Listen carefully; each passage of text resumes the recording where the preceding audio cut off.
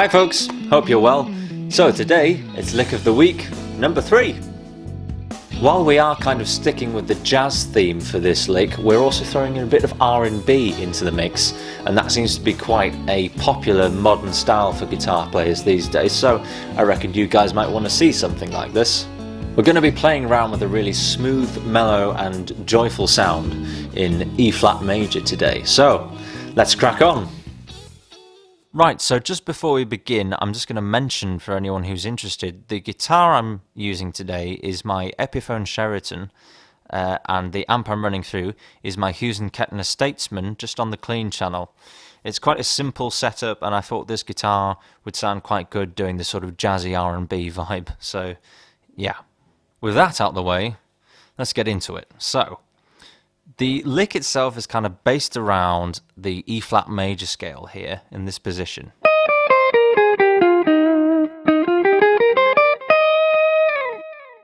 And the starting note, rather predictably in this case, is the E flat here on the 11th fret of the E string with your third finger. Okay, immediately after that, we're going to go to the fret below and bend up to the same pitch. Okay, now once you've got up there, what you're going to do is release back down to the D natural there. Okay, then what follows is a bit of a sort of a broken up chord, or an arpeggio if you will. It's the same chord shape as your sort of open D chord down here, but just up here instead. Okay, just using the top 3 strings.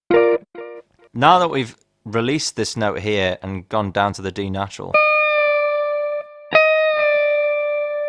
we're going to come to the 11th fret on the B string with our third finger,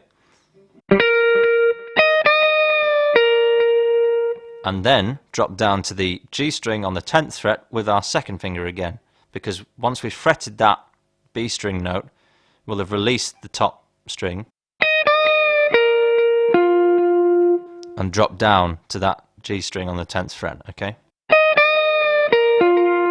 Then we're going to jump back up to the B string on the 11th fret, and then back down to the G string to slide up to the 12th fret.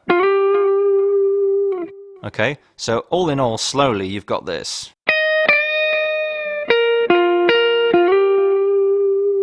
One more time.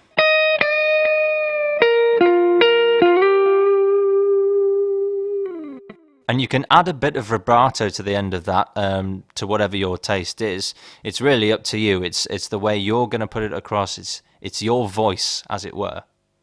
So now that we've got the notes down, I just want to focus on the picking pattern for a second here, because some of you will have noticed on the intro, I started this lick with an upstroke and finished with a downstroke.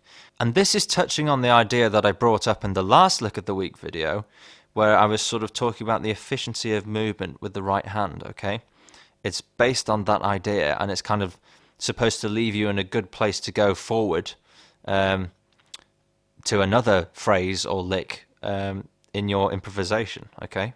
So, we're starting with the upstroke.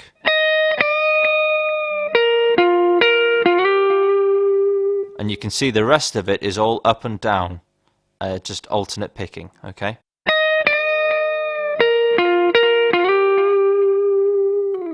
So if you were going to play this fast, it would help to have that sort of alternate picking motion, because it would give your hand a more consistent movement, okay? Something like this. So I'll just play it a couple more times through at the original tempo, so you guys can get a grasp of it overall.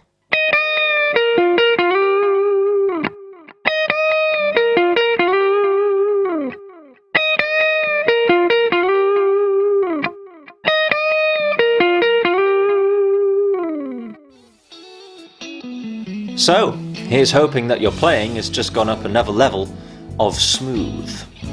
If you enjoyed this video, please give it a like and subscribe to the channel so you can see anything like this, plus anything else that I'll be putting out that you may enjoy. And if you fancy lessons from me one-on-one, you can get in touch with me on my socials, which are linked as always in the description below the video. Until the next one guys, stay safe out there, stay positive, and stay musical.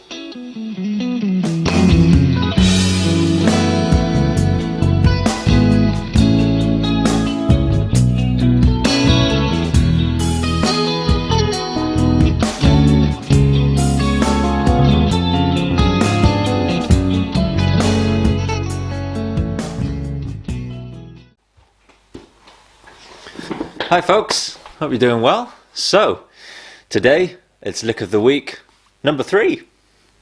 What was that? Number 3?